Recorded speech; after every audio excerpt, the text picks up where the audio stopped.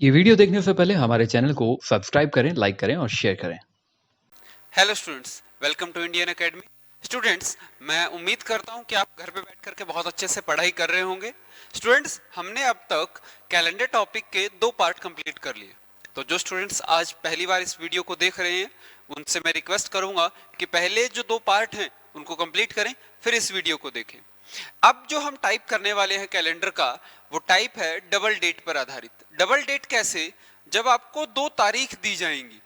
2 तारीख मतलब क्या हो गया? मान लीजिए आपसे कहा कि 15 अप्रैल 2003 को सोमवार है। पहली तारीख दिया, उसका वार दे देगा। फिर वो कहेगा इससे बाद की या इससे पहले की कोई एक तारीख और देगा। जैसे मान लीजिए उसने कहा 16/02/2026 को क्या वार होगा। ये जो सवाल है ये कह रहा है कि 15 अप्रैल 2003 को सोमवार मानना है, चाहे था या नहीं था। हो सकता है इस दिन था, हो सकता है नहीं था, आपको यही मानना है और बताना है 16/2/2026 को क्या वार होगा। अब देखिए, ऐसे सवालों को करने के लिए जो लास्ट क्लास में आपने पढ़ा था, लास्ट पार्ट में हमने वीडियो में देखा था कि इसको सॉल्व करने के लिए हम एक फॉर्मूले का यूज करते हैं। तो उसी फॉर्मूले से चेक करते हैं कि सच बोल रहा है या झूठ बोल रहा है। देखिए, सबसे पहले आपको याद होगा क्या लिखते हैं? तारीख 15 अप्रैल। आपके पास अप्रैल का कोड लिखना है, तो आपके पास अप्रैल का कोड क्या होता है बच्चे? 0। इसके बाद में 2000, शताब्दी क्या है? 2000। तो 2000 में 400 का भाग दिया, शेषफल कितना? 0। 0 शेषफल तो कोड होगा 6। प्लस वर्ष कौन सा है? 3। और 3 में 4 का भाग देते हैं, कितनी बार भाग जाएगा? 0 बार। 3 ही रिमेनिंग बचेगा, रिमेनिंग से हमें कोई मतलब नहीं है। इसके बाद सब में भाग किसका देना है? 7 का। अब देखिए, 15 पे 7 का भाग दिया, शेषफल 1। 6 और 1 7 कैंसिल, शेषफल कितना बच गया? 3। 3 पर क्या होता है? मंगलवार। 3 पर क्या होता है बच्चे? मंगलवार। इसका मतलब ये इंसान झूठ बोल रहा है। ये कह रहा है यहाँ है सोमवार, जबकि सच में क्या है इस दिन? मंगलवार। कितना झूठ बोल रहा है। अब हमें आपको यहां से यहां जाना है। इसका मतलब जो आपके पास दिन आया है, सच का जो दिन है, इसका दिया हुआ दिन तक पहुंचने के लिए माइनस क्या किया? 1। हमें तो इसके हिसाब से आंसर देना है, तो -1 किया। अब देखो 16। जैसे ही 02 की बात हुई तो हम सामने देखेंगे कि साधारण वर्ष है या अधिवर्ष है। 2026, 4 का पूरा पूरा भाग नहीं जाता। ये क्या है? साधारण वर्ष है। और साधारण वर्ष में फरवरी का कोड क्या होता है? 4। प्लस 2000 शताब्दी, वही बात सेम यहां की तरह, कोड क्या हो जाएगा? 6। वर्ष कौन सा? 26। प्लस 26 में 4 का भाग दिया, कितनी बार जाएगा? 6 बार। 7 से फिर भाग दे दो, सबको 7 से भाग दिया, रिमेनिंग चेक करते हैं। देखिए भाई, 16 में 7 का भाग दिया, शेषफल 2। 4 और 2 6, 6 और 6 12, शेषफल कितना हो गया? 5। 26, 7 का भाग दिया, शेषफल कितना? 5। इसके बाद में 6 और 5 11, शेषफल 4। 4 और 5 9, शेषफल कितना हो गया? 2। 2 पर क्या होता है? सोमवार। आपको क्या करना है? ये तो सच में इस दिन का दिन है, लेकिन हमें सच नहीं बोलना है।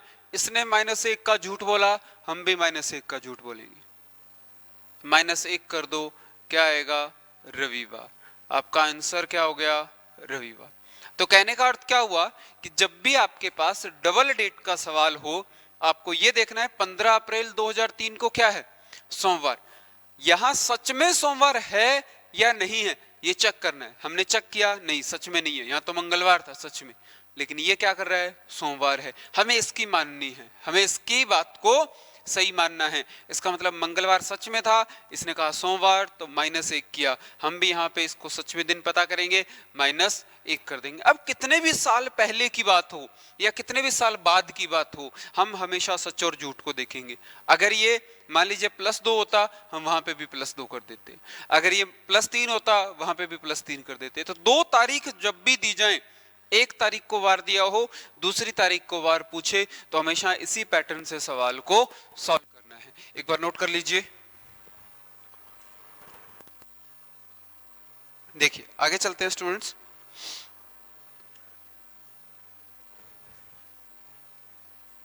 देखिए नेक्स्ट में इसी पे एक सवाल और लिखते हैं।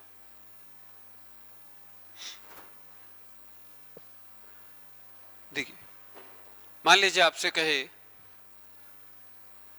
27/02/1918 को रविवार है। फिर आपसे पूछे 15/03/2006। कितना अंतर है इनमें? बहुत ज्यादा अंतर है। अगर इतने साल का अंतर है, हम क्या करेंगे? सिंपल, फिर से वही पैटर्न कि भाई 27/02/1918 को रविवार था या नहीं था, ये चेक ही तो करना है। देखो 27 तारीख को लिखा, प्लस जैसे ही 02 जनवरी और फरवरी की बात हो, सामने देखो कि क्या इस पे 4 का भाग जाता है, नहीं जाता है। क्या ये साधारण वर्ष है या अधिवर्ष है? ये 1918 4 का पूरा पूरा भाग नहीं जाता है। इसका मतलब ये क्या हो गया? साधारण वर्ष। और साधारण वर्ष में फरवरी का कोड होता है 4। 1900 का कोड, 1900 शताब्दी में 400 का भाग दिया, शेषफल कितना आया? 0। सॉरी 300। 300 का कोड क्या होता है? 0। प्लस वर्ष कौन सा है? 18। और 18 में 4 का भाग दिया, कितनी बार पूरा पूरा भाग जाएगा? 4 बार। सब में 7 का भाग दिया। चलिए रिमेनिंग देखते हैं कितना बचता है। 27 में 7 का भाग दिया, शेषफल कितना बचा? 6। 18 में 7 का भाग दिया, शेषफल कितना बचा? 4। 6 और 4 10 और 4 14, शेषफल कितना हो गया? 0। अब आपका शेषफल कितना बच गया? 4। 4 पर क्या होता है बच्चे? बुधवार। अब देखो ये क्या कह रहा है उस दिन? रविवार। सच में क्या था? बुधवार। हमें सच का सहारा नहीं लेना। इसने झूठ कितना बोला वो देखो। बुधवार से रविवार तक जाना है, चाहे तो आप कुछ दिन पीछे चले जाएं, चाहे कुछ दिन आगे चले जाएं, बात एक ही होगी। अब बुधवार से एक दिन पीछे जाता हूं तो क्या आएगा आपके पास में? मंगलवार। 2 दिन पीछे जाने पर सोमवार, 3 दिन पीछे जाने पर रविवार। इसका मतलब माइनस क्या किया? 3। आगे जाते तो 4 दिन प्लस हो जाता, पीछे जाओगे तो -3 हो गया, बात एक ही है। अब इसको चेक करते हैं। 15 प्लस तीसरे महीने का कोड 4, इसके बाद में शताब्दी कौन सी है? 2000। 2000 शताब्दी का कोड क्या होगा? लास्ट क्वेश्चन में किया था 6। अब वर्ष कौन सा है? 6। 6 में 4 का भाग कितनी बार जाता है? पूरा पूरा 1 बार। 7 से भाग दे दो। 15 में 7 का भाग दिया, शेषफल 1। 6 और 1 7 कैंसिल, 6 और 1 7 कैंसिल, 4। रिमेनिंग कितना बच गया? 4। 4 पर क्या होता है? बुधवार। अब ये देखो यहां पे भी बुधवार आया, यहां पे भी बुधवार आया। इसने माइनस क्या किया? 3। हम भी यहां पे माइनस कितना करेंगे? 3। तो -3 करोगे तो सेम वही आपके पास रविवार क्या हो गया? आंसर हो गया। तो रविवार क्या आ गया? आंसर आ गया। दोनों जगह रिमेनिंग सेम बच रहा है तो आंसर क्या आएगा? सेम आएगा। यहाँ बुधवार है तो यहाँ बुधवार है, यहाँ रविवार है तो यहाँ पे भी क्या होगा?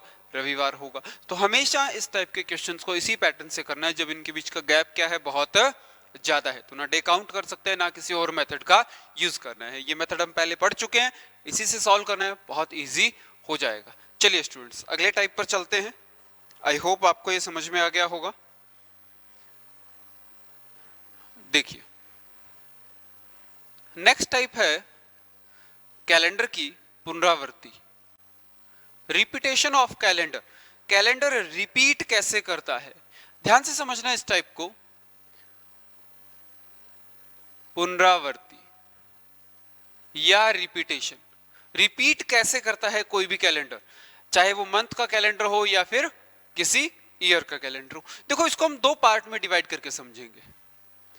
जो रिपीट कर रहा है या तो वो मंथ के कैलेंडर की बात करेगा या फिर किसकी बात करेगा, ईयर के कैलेंडर की, या तो मंथ के कैलेंडर की बात करेगा या ईयर के कैलेंडर की, किसी माह के कैलेंडर की। लेकिन ध्यान रखना है, जब भी महीने के कैलेंडर की बात करेगा, माह के कैलेंडर की बात करेगा, वो ये कहेगा किसी भी एक वर्ष में महीनों का समान कैलेंडर, एक समान कैलेंडर या पंचांग। आपके पास किसी भी एक वर्ष में, मान लीजिए वो कहेगा 2003 है एक वर्ष, इसमें कौन कौन से महीने हैं जिनका कैलेंडर क्या है, सेम है। 2004 है, उसमें कौन कौन से महीने हैं जिनका कैलेंडर क्या है, सेम है।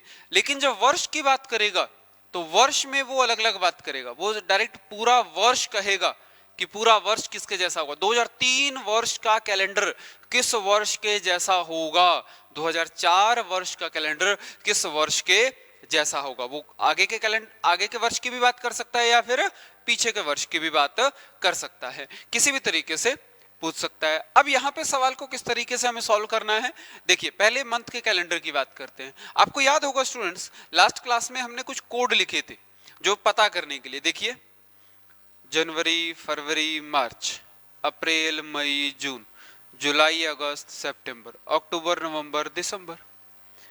अब ये जो कोड आपने लिखे हैं, ये कोड अलग अलग थे, कैसे 144, 025, 036, 146।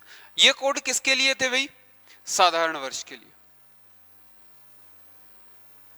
और 034, 025, 036, 146 ये किसके लिए है, लीप वर्ष के लिए। कुछ भी रटने की जरूरत नहीं है, बिल्कुल आसान है। आप ये देखिए, अगर मैं आपसे कहूं किसी भी मंथ के लिए, आप ये देखो, सबसे पहले साधारण वर्ष के लिए चेक करते हैं। साधारण वर्ष में एक कोड किसका है, जनवरी का, और एक ही कोड किसका है, अक्टूबर का। इसका मतलब कोई भी साधारण वर्ष हो उसमें जनवरी और अक्टूबर का कोड क्या है, सेम है। तो जनवरी और अक्टूबर का कैलेंडर भी क्या होगा, सेम। लेकिन कहां, किसी भी एक साधारण वर्ष में।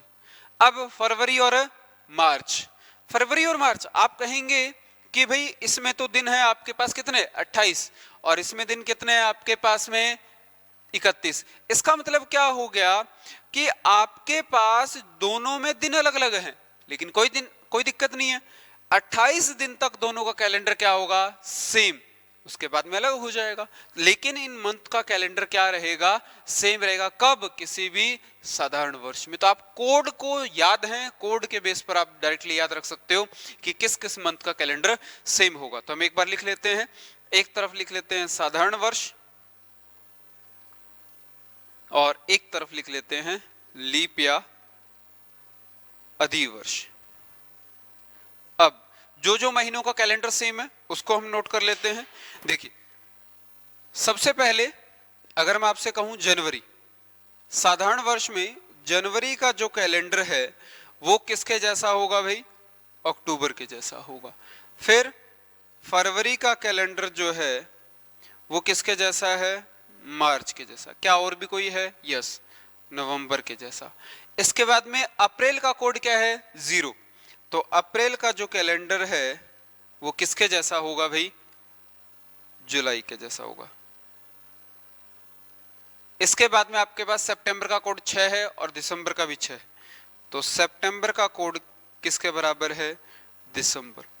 तो ये जो महीने हैं ये किसी भी साधारण वर्ष में एक जैसा कैलेंडर रखते हैं। कोई भी साधारण वर्ष होगा उनमें इनका कैलेंडर क्या होगा, सेम होगा। अगर मैं आपसे कहूं कि कोई भी वर्ष है, मान लीजिए 2019, तो 2019 साधारण वर्ष है। 2019 में फरवरी, मार्च और नवंबर का कैलेंडर क्या होगा, एक जैसा होगा।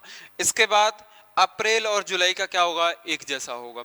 लेकिन यही चीज थोड़ी सी बदल जाती है, कब, जब वर्ष कौन सा होता है, अधिवर्ष या लीप वर्ष होता है। अब देखो लीप वर्ष के लिए हम क्या करेंगे, सबसे पहले 0 किसका कोड है, जनवरी का। तो जनवरी, जनवरी का कैलेंडर किसके जैसा होगा भाई, अप्रैल। इसके बाद में 0 कोड किसका है, जुलाई। तो यहां पे जनवरी, अप्रैल और क्या हो गया, जुलाई हो गया। फिर इसके बाद में 3 कोड किसका है? फरवरी, और अगस्त का भी क्या है? 3। तो फरवरी का कैलेंडर किसके बराबर होगा? अगस्त के बराबर होगा। इसके बाद में आपके पास 4 कोड किसका है? मार्च, और आपके पास नवंबर। तो मार्च और नवंबर का कोड भी क्या है? एक जैसा है। नेक्स्ट आपके पास क्या है? यहां से आगे चलते रहिए, आपके पास बच गया सितंबर और दिसंबर। तो सितंबर का कोड और दिसंबर का कोड क्या है? सेम होगा। तो अब यहां से सवाल जो पूछता है वो लैंग्वेज बना करके कई बार ऐसे भी पूछता है कि यदि किसी भी लीप वर्ष में, यदि किसी भी लीप वर्ष में 17 मार्च को यदि बुधवार है तो उसी वर्ष में किस महीने की 17 तारीख को सेम डे होगा? कि 17 मार्च को बुधवार है तो कब बुधवार वापस सेम 17 को होगा? कौन से मंथ की? तो मार्च को है तो क्या होगा? नवंबर की बात कर रहे हैं। तो मार्च और नवंबर सेम है तो इसके 17 तारीख को जो दिन है वही इसकी 17 तारीख को दिन होगा। तो चलिए, आई होप आपको समझ में आ गया होगा। इसको एक बार नोट कर लीजिए।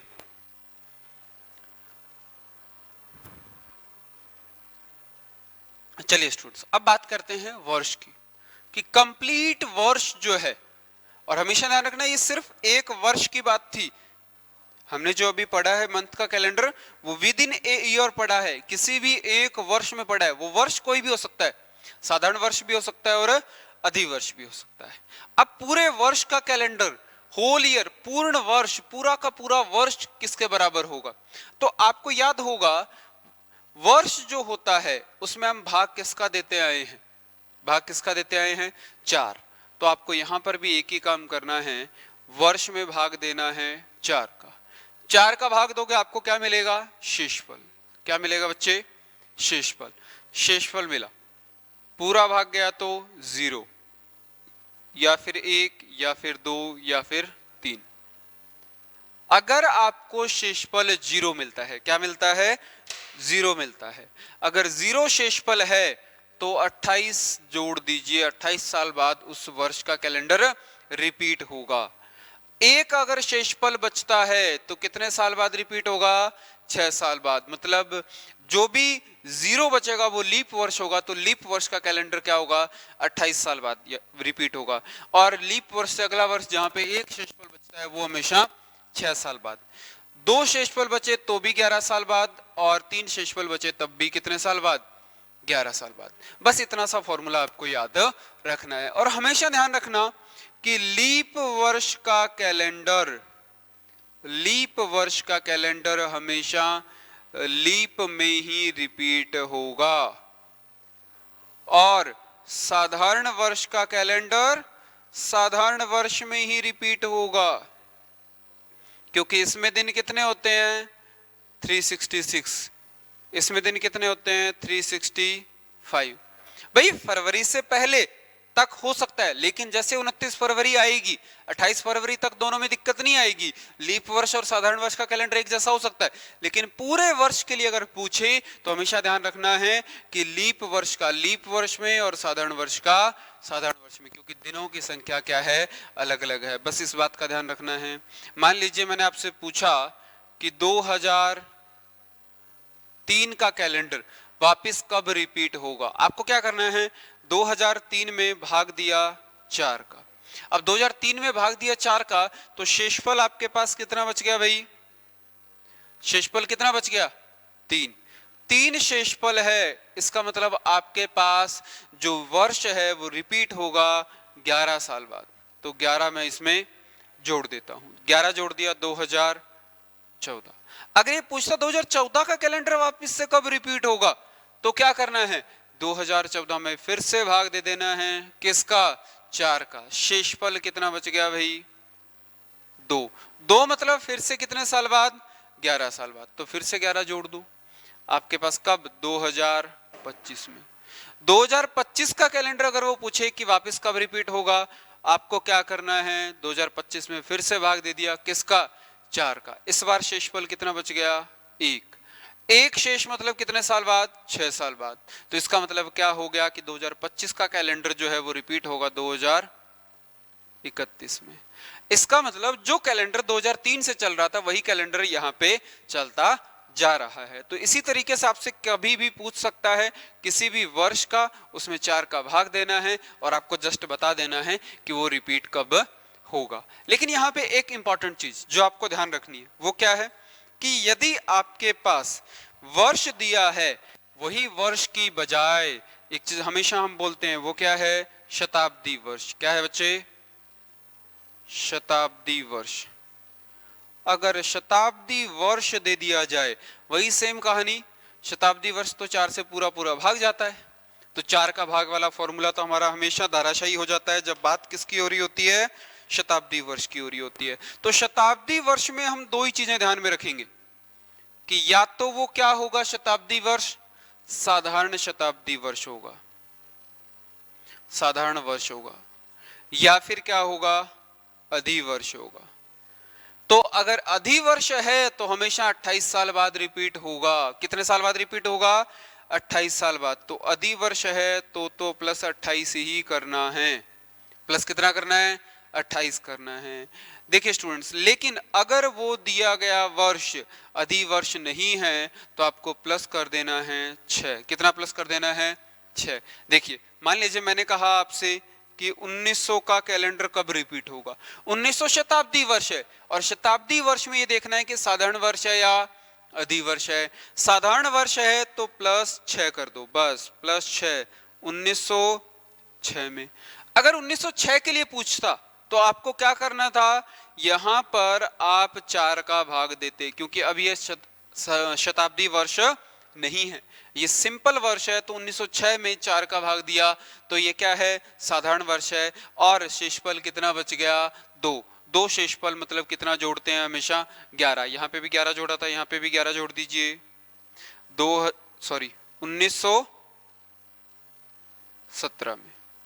इसका मतलब क्या हो गया, अगर आपके पास शताब्दी वर्ष है तो ये देखना है कि साधारण है या अधिवर्ष है। मान लीजिए मैं कहता 2000, तो 2000 में हम भाग देने की जरूरत नहीं है, सिंपल देखा ये क्या है, अधिवर्ष है। तो कितने साल बाद रिपीट होगा, 28 साल बाद। तो 2028 में रिपीट होगा। Is that clear?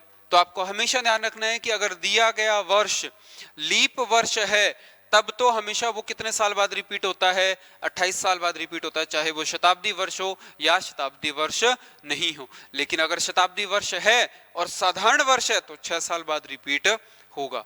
तो आपके पास ये कैलेंडर रिपीटेशन का एक फॉर्मूला है बेसिक, इसको याद कर लीजिएगा, आपके सारे सवाल इसी से सॉल्व हो जाएंगे। चलिए स्टूडेंट्स, आज की वीडियो में यहीं तक। नेक्स्ट वीडियो में हम इसका जो नेक्स्ट पार्ट है, मिसलेनियस क्वेश्चंस, कुछ इस तरीके के क्वेश्चंस जो बच गए हैं अभी भी, उन क्वेश्चंस को हम डिस्कस करेंगे। और अब तक जितने भी वीडियो हैं उनको कंप्लीट देख लीजिए। और कोई भी टॉपिक में, चाहे आप कोई भी टॉपिक करेंगे, ऐसा कोई भी पार्ट नहीं होगा जो रह जाएगा। हम बिल्कुल बेसिक से चलेंगे और लास्ट पार्ट में हम इसके सारे टाइप के एक साथ कुछ क्वेश्चंस भी सॉल्व करेंगे। तो चलिए स्टूडेंट्स, अगर आपने अब तक चैनल को सब्सक्राइब नहीं किया है तो सब्सक्राइब कर लीजिए, वीडियो को लाइक कीजिए और शेयर कीजिए। Thank you, wish you all the best.